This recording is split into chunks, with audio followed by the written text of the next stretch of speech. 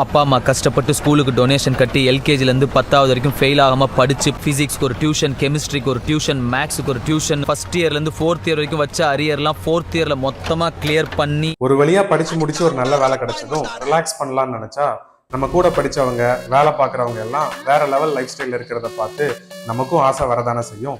இது மட்டும் இல்லாமல் நமக்கு நல்லது சொல்கிறோம்னு நினச்சிட்டு தம்பி நல்ல வேலையில தானே இருக்கீங்க, வீடு காருன்னு வாங்கி சீக்கிரமே செட்டில் ஆயிடலாமே அப்படின்னு சொல்றத கேட்டு நம்ம இன்கம் லெவலையும் தாண்டி லோன் போட்டு சில பர்ச்சேசஸ் பண்ணிடுறோம். நம்ம சேலரி லெவல் க்ரோ ஆக நம்ம லைஃப் ஸ்டைலையுமே கன்சிஸ்டண்டா அப்டேட் பண்ணிட்டு இருக்கிறதுனால 5-6 வருஷம் வேலை பார்த்தும் கையில சேவிங்ஸ் இல்லாத மாதிரி போயிடுது.